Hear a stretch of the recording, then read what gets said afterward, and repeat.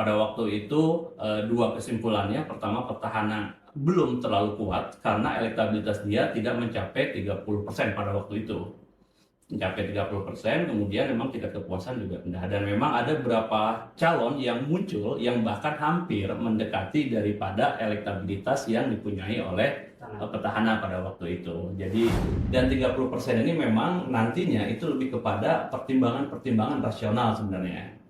Kira-kira dia melihat siapa sih yang paling dianggap programnya paling bagus misalnya kan. Kemudian dianggap kepribadiannya paling baik. Kemudian dianggap latar belakangnya sama dengan saya dan sebagainya.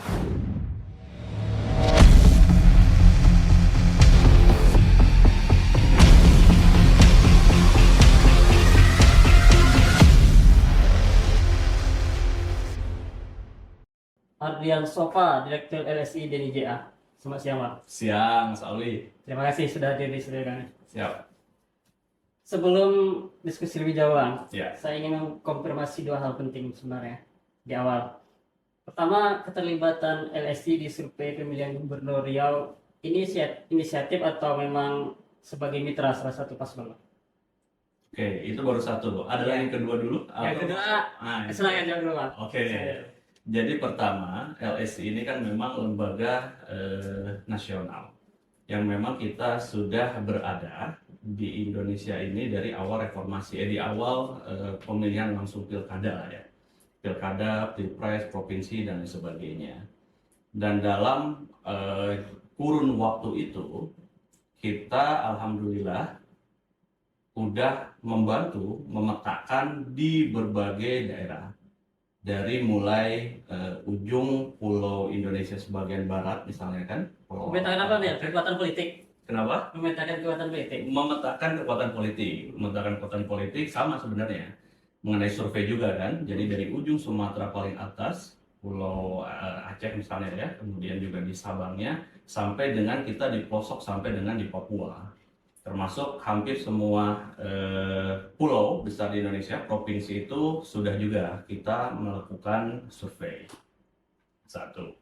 Yang kedua, nah memang LSI sendiri ini bukan hanya juga bergerak di bidang survei, tetapi juga ada konsultan politiknya. Dan ini perlu kita tegaskan bahwa ada dua divisi yang saling-saling punya independensi sendiri di internal dari LSI itu sendiri. Bahwa survei itu tugasnya adalah memetakan peta politik yang ada. Kemudian yang konsultan politik tentu merubah peta politik yang ada. Dengan strategi. Mobilisasi massa, strategi dan sebagainya lah itu yang bermain di situ. Nah, antara dua ini harus punya garis yang jelas. Tidak bisa konsultan politik mengintervensi data. Jadi harusnya data itu dia dapatkan, kemudian diberikan untuk dianalisis, diberikan strategi dan sebagainya. Tidak bisa bahwa data digunakan sebagai instrumen untuk mempengaruhi public opinion misalnya kan. Mengapa itu diambil LSI? Sebenarnya orang seringkali berpikir hanya bandwagon effect misalnya kan. Yeah. Bandwagon effect itu bahwa ketika salah satu pasangan calon diberitakan menang, itu kemungkinan massa akan bergerak mendukung ke arah dia, bandwagon effect. Tetapi jangan lupa, ada juga yang dinamakan dengan underdog effect. Bahwa underdog effect itu ternyata orang, masyarakat, itu tidak serta-merta begitu loh. Bahwa dia pilih yang menang, tetapi ada yang dirasa oleh masyarakat, wah ini kasihan dan sebagainya. Ternyata ada di situ ya? Nah, underdog effect yang ada di situ. Dan dua mazhab ini mazhab yang kuat dalam artian ada berlaku satu daerah, ada di daerah lain, tetapi secara rata-rata kita memahami bahwa ini sebenarnya kita memahami bahwa ini dalam kondisi yang sama-sama kuat lah, bahwa terdapat dua kemungkinan itu, dan dua kemungkinan ini itu yang kita pahami sehingga kita tidak mempergunakan data sebagai alat untuk konsultan politik. Data dipakai tetapi sebagai pembacaan aja. Bahwa kita tahu bahwa misalnya si konsultan politik ini merasa bahwa daerah ini kuat, daerah ini lemah, kemudian tipologi masyarakat ini sebenarnya pilihnya itu karena apa sih? Nah, itu yang dipakai oleh konsultan politiknya. Tetapi untuk dia menggunakan data kemudian merubah angka-angka dan sebagainya, itu hal yang haram kalau di LSI. Saya nggak tahu kalau lembaga-lembaga lain. Tapi di LSI senantiasa menjaga itu. Dan alhamdulillah dari kita berdiri tadi itu 2004, sekarang 2024, berarti kan ada sekitar 20 tahun. Alhamdulillah dengan metode ini masih sampai dengan sekarang dipercaya oleh publik, oleh juga politisi-politisi, oleh elit, oleh partai politik. Saya ingat dulu di awal founder yang cerita, saya baca juga sejarah di LSI, bahwa awal-awal orang nggak ada yang percaya dengan survei politik. Wah, ini masa sih hanya dengan 440 bisa menggambarkan jutaan orang, ratusan ribu orang dan lain sebagainya. Tapi perjalanan waktu akhirnya terjawab bahwa ini mampu. Dulu itu belum ada partai mensyaratkan bahwa untuk rekomendasi calon kepala daerah itu melalui survei misalnya. Nggak ada dulu. Baru sekarang. Dan kalau sekarang mungkin hampir semua partai mempergunakan survei sebagai landasan untuk rekomendasi, meskipun bukan keputusan satu-satunya. Tetapi pastilah elit partai ketika misalnya ada seseorang yang datang ke mereka misalnya, pasti nanya surveinya gimana, hasilnya gimana dan sebagainya. Nah, mengenai pembiayaan masuk ke tadi pertanyaan, kira-kira apakah dari 100% calon atau seperti apa? Jadi secara garis besar memang ada beberapa hal yang bisa di-highlight ya. Pertama, bahwa survei itu bisa berasal daripada kita sebut sebagai CSR, LSI, DNIJA misalnya. Tetapi itu biasa kita lakukan di survei-survei nasional misalnya. Mengapa ini penting? Karena kita ngerasa juga bahwa perjalanan bangsa ini itu tidak cukup diserahkan hanya kepada politisi aja. Publik juga perlu terlibat. Oke, publik terlibat 5 tahunan. Tetapi harusnya publik juga semakin sering terlibat. Ada dalam konsep itu namanya deliberatif demokrasi. Bahwa dalam setiap tahapan, dalam setiap waktu, publik juga harus diapresiasi loh, harus didengar loh. Nah, survei ini masuk ke arah situ. Contohnya Bang? Contohnya ketika misalnya kepuasan publik, kemudian juga isu-isu yang kira-kira bertebaran di masyarakat misalnya kan. Kemudian juga hal-hal yang kira-kira menjadi nilai-nilai strategis lah buat masyarakat. Masyarakat ingin tahu juga, ini sebenarnya Pak Jokowi misalnya kemarin, kira-kira kepuasan masyarakat seperti apa sih? Itu juga publik perlu tahu. Kemudian publik juga seringkali menanyakan, kira-kira dari dua ini siapa yang menang misalnya kemarin konteks yang lain. Tetapi juga kita membahas lebih pada isu-isu yang sosialnya juga ya, isu makan siang dan sebagainya. Jadi ada dari dana CSR, kemudian ada juga seringkali bukan hanya dari pasangan calon, tetapi ada juga kita seringkali dipanggil oleh, saya nggak tahu apakah sebut pengusaha atau misalnya kingmaker dan sebagainya. Jadi di berbagai daerah misalnya tiba-tiba ada yang kontak kita, Mas tolong survei di daerah A. Kita akan survei, Bapak ini kandidatnya siapa? Enggak, saya ingin mengetahui kira-kira peta politik di sana seperti apa. Jadi para pengusaha juga ada kepentingan juga. Kemudian yang ketiga, memang ada juga yang berasal dari calon misalnya kan, yang ngerasa bahwa ini sudah menjadi sebuah pengetahuan, ilmu pengetahuan sudah sampai ke sana, mengapa untuk dia berkompetisi secara benar, kenapa nggak menggunakan instrumen survei? Ada survei langitan misalnya ya, dia berdasarkan orang pintar dan sebagainya, tapi kalaupun misalnya pakai ini, itu juga memungkinkan juga, dan ilmu pengetahuan sudah sampai ke sana untuk menggambarkan posisi yang tadi itu. Nah, untuk konteks Riau, saya bisa aja menjawab, tetapi kemungkinannya ada 3 itu. Ada dari CSR LSI, atau dari pengusaha, atau dari paslon. Begitu Mas Alwi. Di antara 3 itu. Di antara 3 itu, tinggal dipilih aja. Ada CSR, paslon, atau mungkin ada pengusaha yang memang terlibat. Biasanya memang terminologinya begitu ya. Terminologinya di berbagai daerah yang saya amati, yang selama ini di LSI lakukan adalah seperti itu. Tidak mau menjawab konkret ya Mas?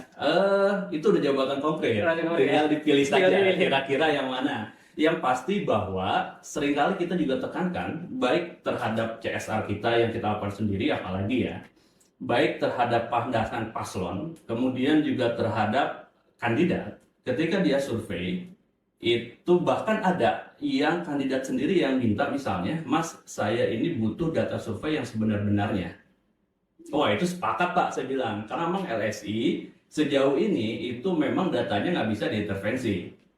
Enggak Mas, ya yang itu, yang saya butuh itu, dibilang kan. Jadi memang dia butuh yang kira-kira nggak nggak asal Bapak senang. Jadi saya tahu kelemahan saya di mana sehingga saya bisa bergerak dan sebagainya. Dan untuk yang itu saya apresiasi bahwa dia udah senada dengan kita berarti kan. Tapi ada juga yang Mas nanti kalau misalnya survei hasilnya kurang bagus perbaiki dan sebagainya. Nggak bisa Bapak, mohon maaf.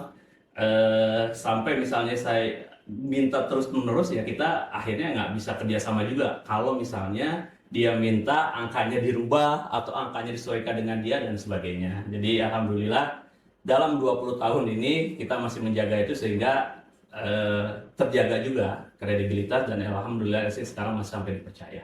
Tanggal 18 Mas, tanggal 18 LSI mengeluarkan rilis hasil survei dari Pegubri. Ya. Apa itu survei pertama atau sudah ada sebelumnya hasil survei yang dikeluarkan oleh LSI dilihat? Yang kita rilis itu baru pertama, tetapi di sebelumnya kita juga pernah melakukan survei. Hasilnya, jadi kita melakukan survei dua kali antara yang pertama di bulan Mei kalau nggak salah ya. Kemudian di bulan Agustus, baru terakhir di bulan Oktober. Itu tanggal 5 sampai 12 kalau nggak salah itu ya. 5-12, kemudian baru kita rilis tanggal 16 gitu. Nah itu juga beda-beda. Tadi saya lupa. Jadi ada 3 itu. Bisa juga si yang lain adalah partai politik misalnya. Itu juga bisa tuh.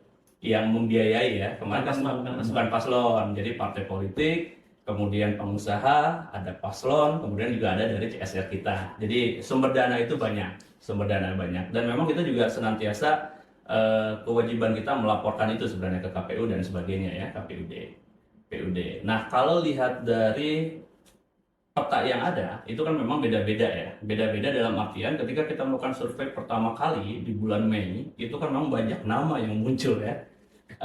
Hampir saya hitung waktu itu kita bikin simulasi yang dari partai, kita nggak usah sebut nama partainya apalah ya, tapi dari partai, itu ada mungkin sekitar 20 nama yang kita kerucutkan yang memang berpotensi menjadi calon gubernur dan wakil gubernur Riau juga. Dan pada waktu itu masih jauh sehingga masih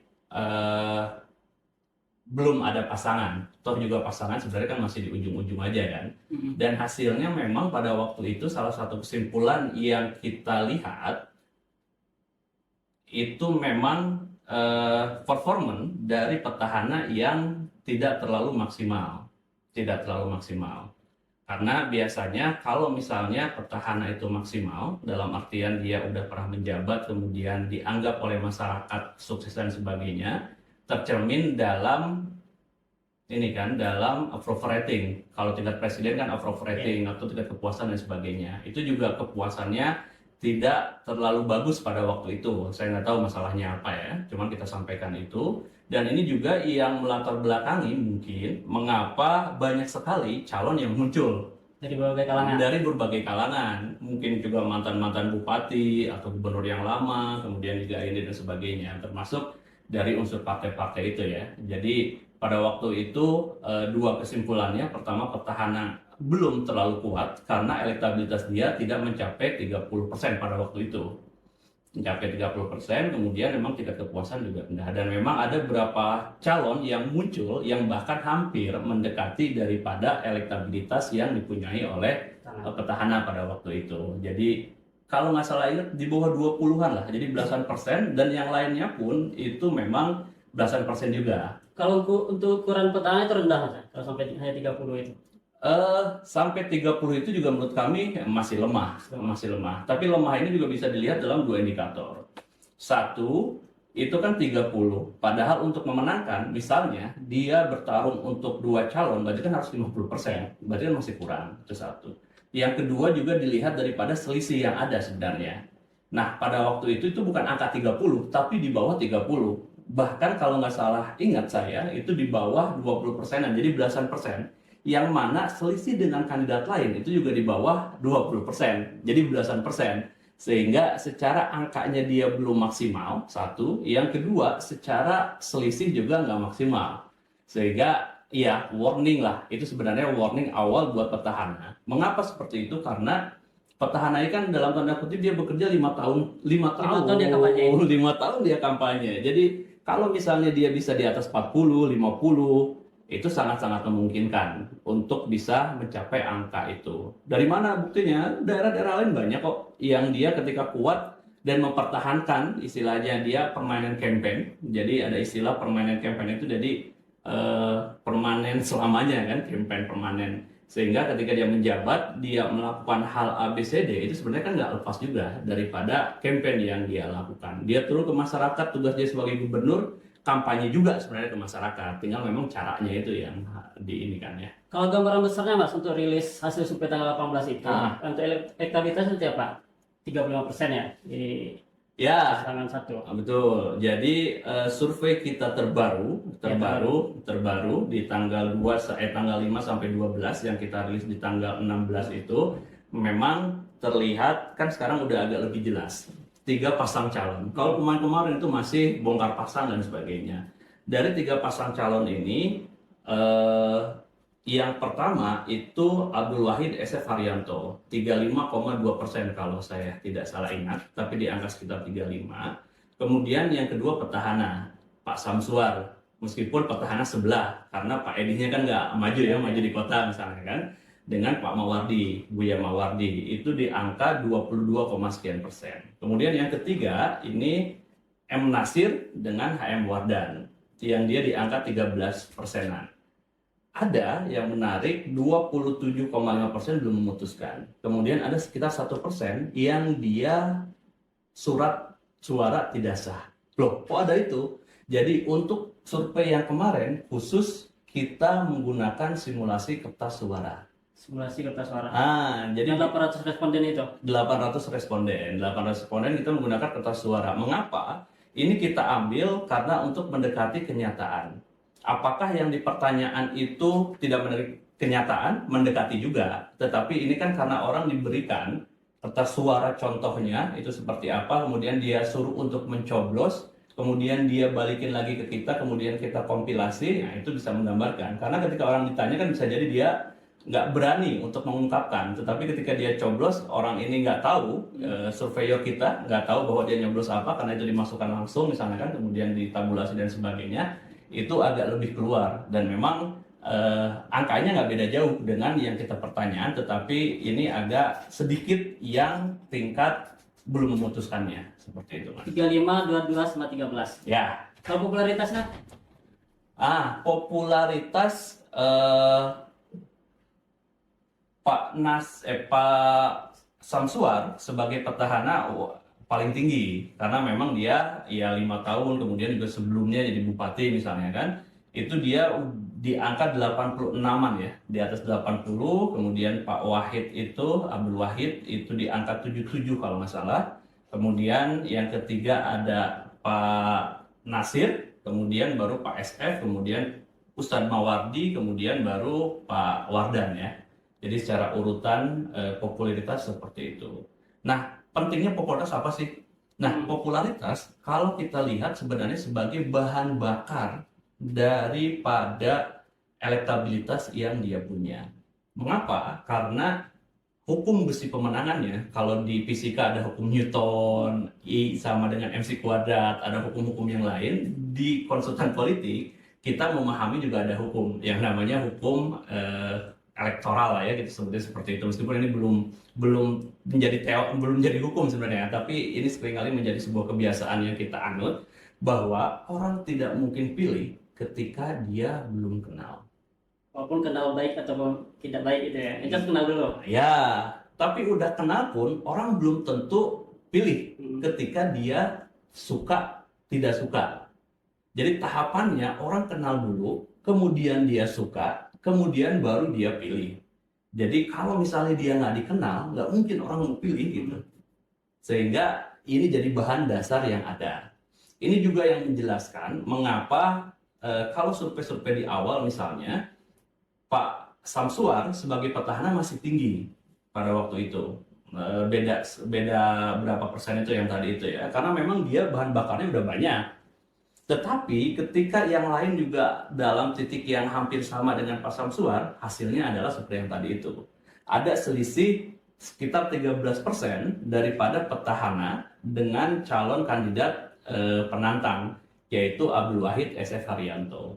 Kemudian ke depan kira-kira seperti apa? Saya meyakini bahwa pengenalan Pak Samsul kan udah 86.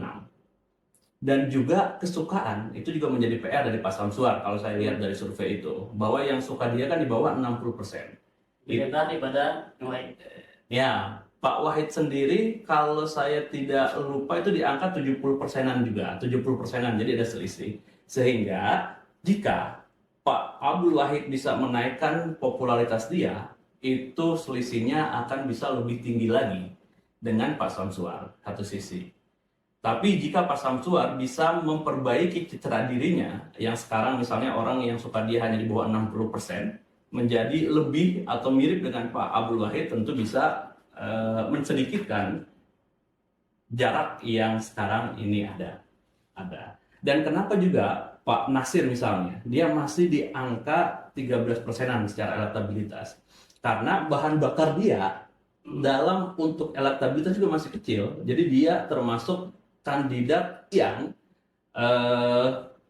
secara popularitas masih kecil, sehingga elektabilitas juga masih kecil.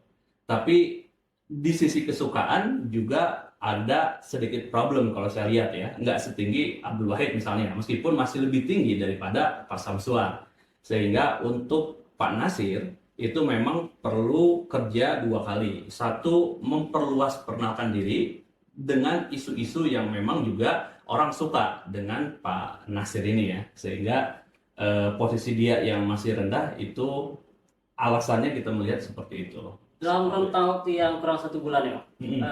pemilih yang berpotensi untuk mengalihkan pilihannya itu berapa persen kira-kira secara umum lah mungkin. Ya, jadi dari survei itu sebenarnya biasanya orang yang belum punya pilihan itu yang kemungkinan akan bergeser. Jadi ada sekitar 27,9% atau kita bulatkan 30% lah. Yang ini memang nyata-nyata dia sampai sekarang belum punya pilihan. Mengapa yang lain-lain itu agak sulit? Karena memang di kita memahami bahwa lebih sulit orang merubah pilihan orang yang sudah punya pilihan dibandingkan dengan belum punya pilihan. Makanya orang sebut sebagai swing voters ini. Jadi 30% ini. Dan 30% ini belum memutuskan kemana-mana. Tetapi biasanya, idealnya, ini yang 30% itu akan lari terhadap calon penantang sebenarnya. Mengapa? Karena petahana dia udah dikenal kok. Orang udah tahu mempertimbangkan itu. Jadi, nah itu juga yang menjawab kenapa petahana harusnya lebih tinggi, karena dia udah dikenal. Jadi ketika misalnya yang belum memutuskan ini belum memutuskan, berarti kan ada problem Udah masalah dengan petahana. calon yang dia kenal sekarang ini. Sehingga potensi untuk dia ke yang lain-lain itu agak lebih tinggi dibandingkan terhadap petahana atau Pak Syamsuar dalam konteks di Pilkada Riau ini. Kalau swing voters itu lebih ke mana bang? Lebih abang lihat itu ke pasangan Nasir atau ke pasangan ini? Kalau lihat potensi itu kan memang agak sulit ya, agak sulit dalam artian karena memang dia sendiri tidak menyatakan, kita nggak menggali kira-kira ibu bapak arahnya kemana. Meskipun ketika kita survei ada juga pertanyaan misalnya, oke lah kalau misalnya ibu belum mau menjawab, kira-kira yang menurut ibu paling pantas siapa di antara 3 kandidat ini. Tapi tetap bahwa teman-teman ini menyatakan ya belum mas, masih pikir-pikir dan sebagainya. Dan 30% ini memang nantinya itu lebih kepada pertimbangan-pertimbangan rasional sebenarnya. Kira-kira dia melihat siapa sih yang paling dianggap programnya paling bagus misalnya kan. Kemudian dianggap kepribadiannya paling baik. Kemudian dianggap latar belakangnya sama dengan saya dan sebagainya. Sehingga nanti apakah dia ke M. Nasir atau ke Pak Wahid tentu tergantung daripada pergerakan 2 kandidat yang ada ini. Semakin dia bisa mencerminkan apa kebutuhan masyarakat, itu yang nanti akan menjadi sumber suara yang ada. Kalau faktor wilayah yang luas, kayak Riau ini kalau yang luas, dan penduduknya juga tersebar nih kan. Apa itu juga mempengaruhi dari potensi peralihan dari pemilih itu? Tentu, karena nanti masyarakat yang belum memutuskan ini kan memang belum teryakinkan, sehingga dia belum bisa memilih. Dan untuk teryakinkan, tentu juga harus ada input informasi buat masyarakat ini. Nah, dengan susahnya jangkauan dan lain sebagainya, ini juga tidak tergarap berarti kan. Dan ketika tidak tergarap berarti informasi yang masuk ke dia juga tidak ada. Sehingga dia dalam kondisi yang tetap tidak memilih, kemudian juga masih belum memutuskan dan sebagainya. Kalau misalnya kejadian ini terus berlanjut, dalam artian tidak ada kandidat yang masuk meyakinkan mereka, tentu yang nanti akan terjadi adalah tingkat partisipasi yang tidak terlalu tinggi ya, yang rendah. Jadi 30 ini juga kemungkinan besarnya kalau dia tidak teryakinkan nanti menjadi tingkat golput orang tidak datang ke TPS ya di angka 30-an itu. Arahnya Besar juga juga bisa ke kemungkinan sana. untuk golput ya. Besar kemungkinan untuk golput. Kalau misalnya tidak ada informasi yang masuk ke teman-teman yang 30% ini yang memutuskan ini. Tapi kalau dilihat dari yang ada, ini sebenarnya peluang-peluang untuk mereka meyakinkan itu terlihat daripada ya dengan keadaan sekarang Pak Abdul Wahid juga berpeluang untuk bisa menggarap, apalagi dengan keadaan dia sekarang udah leading misalnya kan dibandingkan dengan dua paslon lainnya. Sehingga ketika udah leading berarti kan apa yang selama ini beliau kerjakan misalnya itu juga masuk ke masyarakat, sehingga masyarakat juga teryakinkan. Sehingga ketika misalnya dia bisa masuk ke masyarakat lebih luas lagi, tidak mustahil bahwa yang 30 ini juga lebih banyak ke Bang Abdul Wahid, Pak Abdul Wahid misalnya pada akhirnya ya, untuk menambah elektabilitas dia. Selain faktor kinerja, Mas, rendahnya elektabilitas Samsuar ini apa juga dipengaruhi rentang 1 tahun ya, dia itu tidak di pemerintah gitu.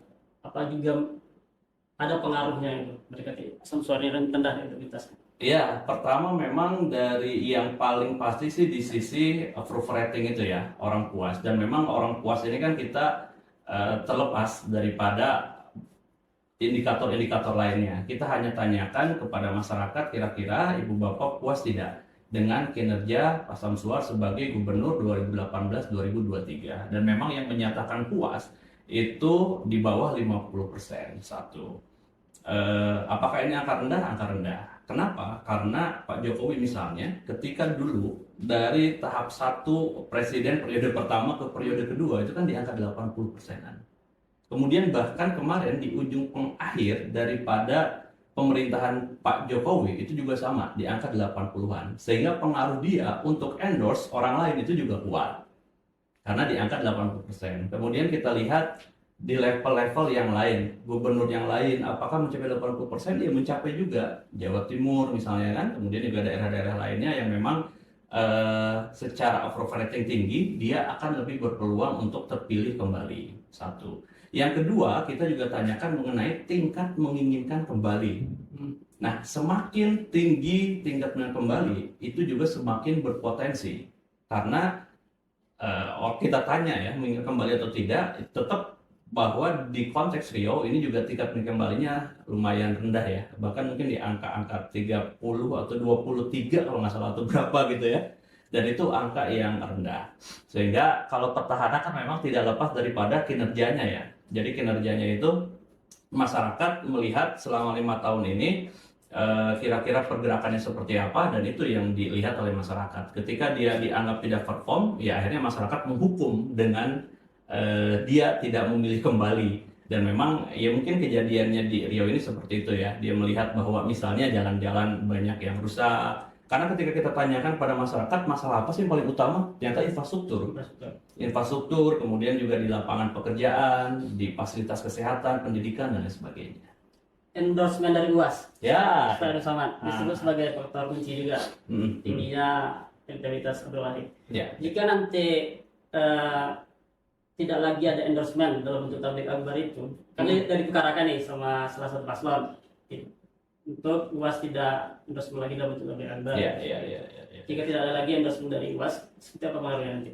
Ya, pertama kita lihat dulu, jadi orang endorse itu kan tergantung daripada orang mengenal dia atau tidak.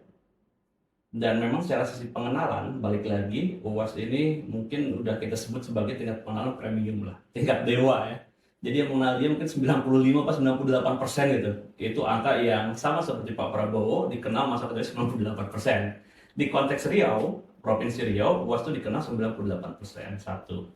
Yang kedua dari sisi endorsement kita bilang, kita tanyakan apakah dukungan UAS berpengaruh atau tidak berpengaruh terhadap dukungan Bapak Ibu.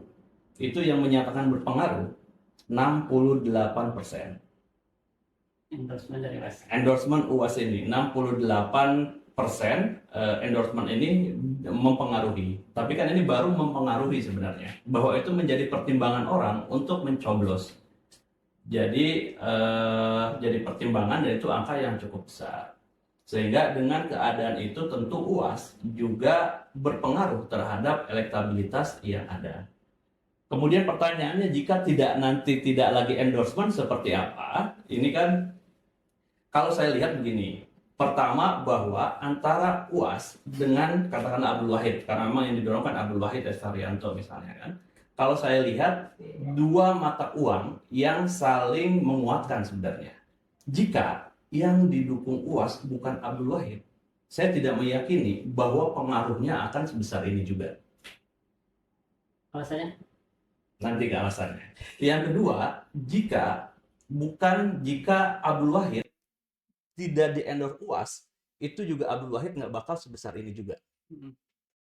Jadi saya melihat bahwa UAS itu sebagai enabler, penguat, amplifier gitu.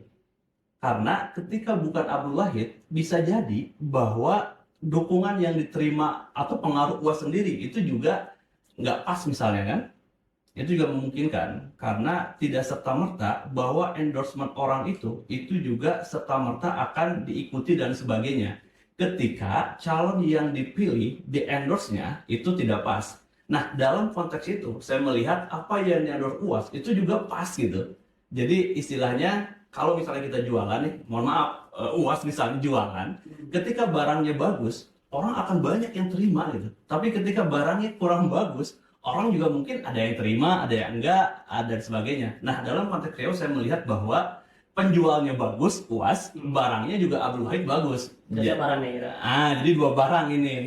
Ya, kalau misalnya barang gitu ya, kita analogikan seperti itu. Jadi memang saling menguatkan antara UAS dan Ustadz Abdul Somad ini.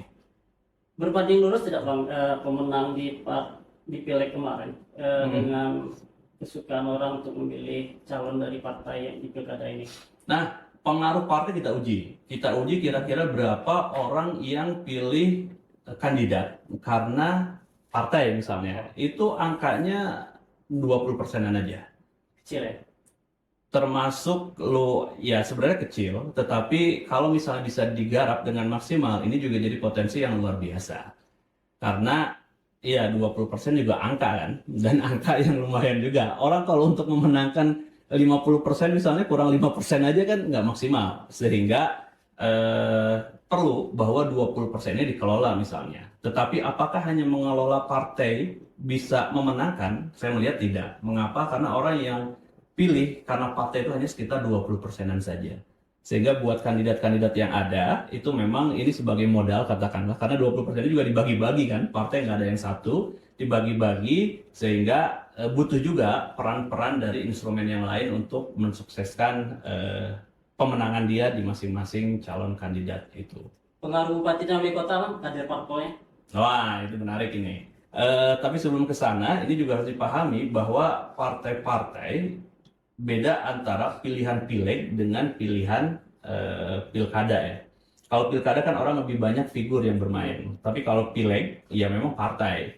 Sehingga orang seringkali menanyakan, atau misalnya, wah ini kita udah dukung partai besar nih, otomatis kita menang dong. Dan banyak di daerah untuk eksekutif itu nggak linear yang tadi pertanyaannya itu. Sehingga dalam konteks ini mungkin kandidat-kandidat harus hati-hati ya. Jangan merasa misalnya karena didukung oleh partai yang sudah menang, akhirnya akan bisa memenangkan pertarungan ini misalnya kan.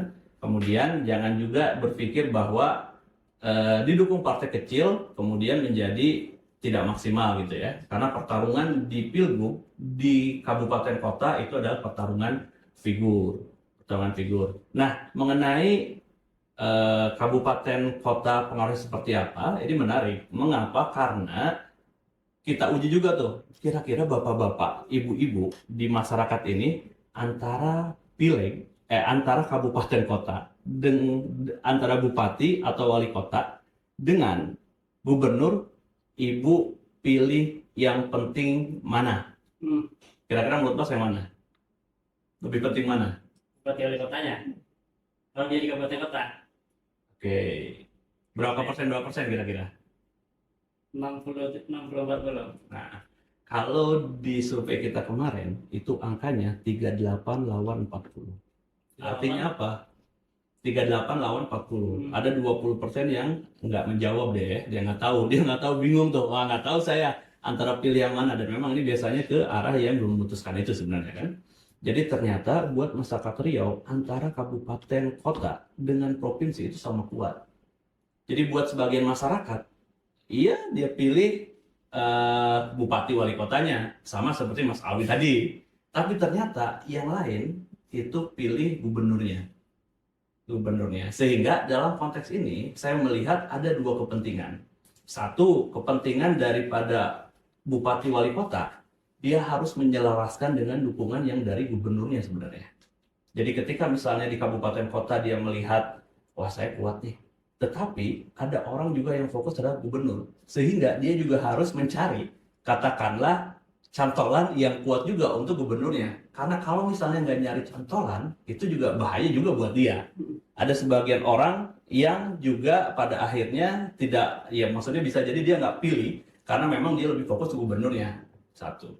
Yang kedua, tetapi buat gubernurnya, calon gubernur, wakil gubernur juga penting untuk memahami peta politik yang ada di daerah. Mengapa? Karena hampir 50%-nya itu juga orang lebih fokus terhadap kandidat kepala daerah di masing-masing tingkatan kabupaten kota itu.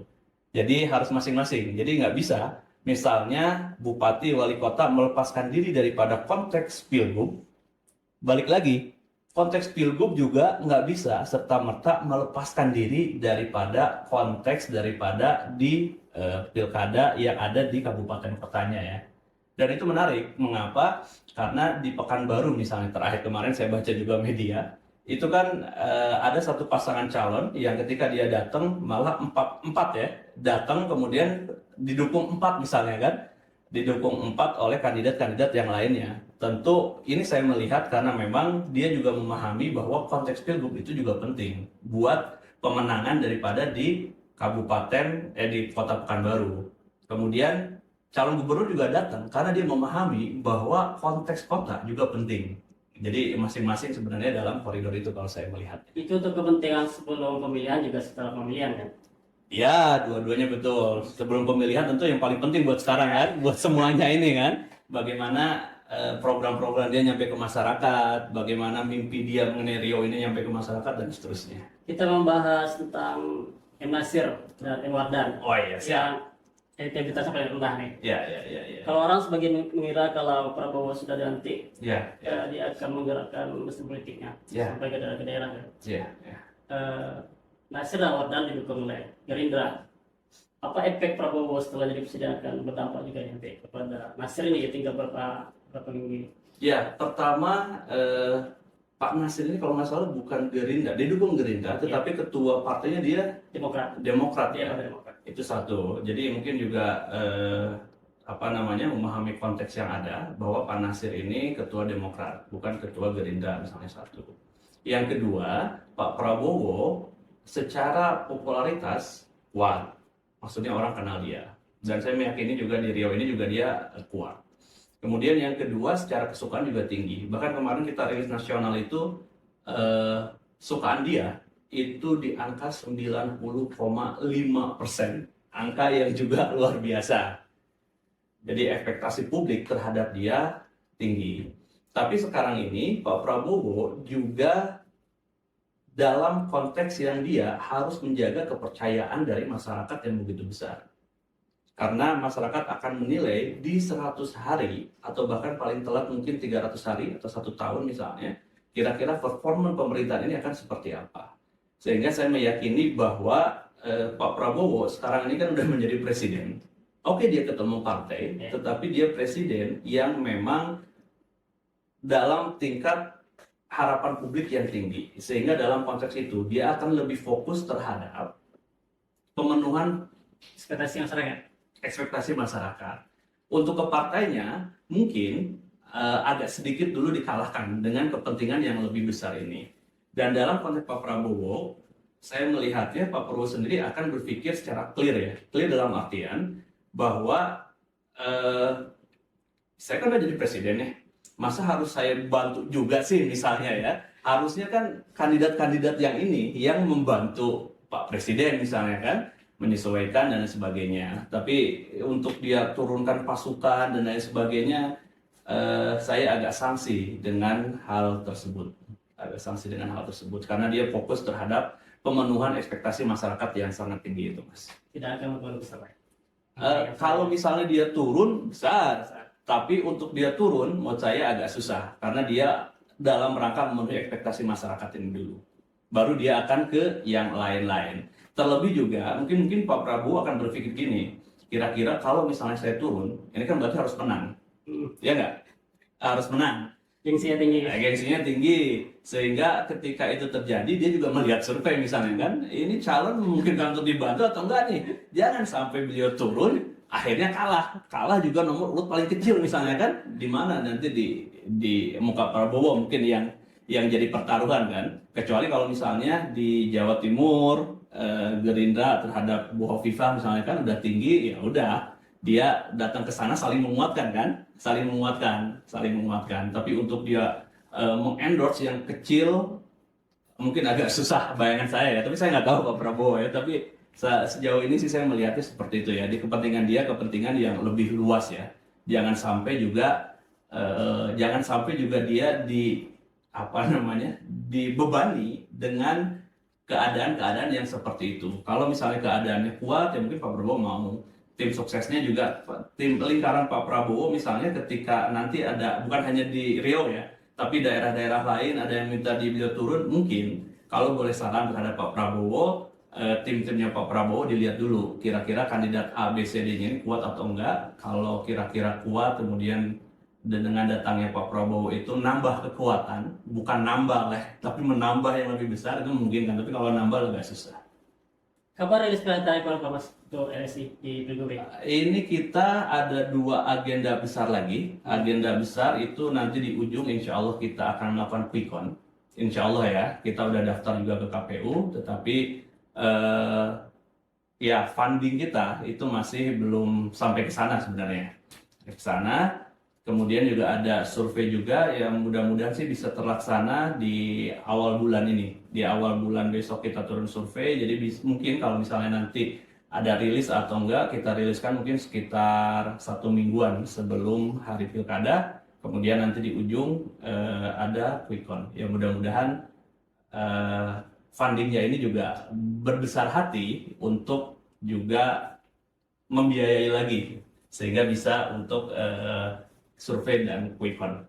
Terima kasih, Bang. Oh, siap. Waktu dan tempatnya pada siang hari. Direktur LSI Indonesia. Siap, makasih Mas Alwi.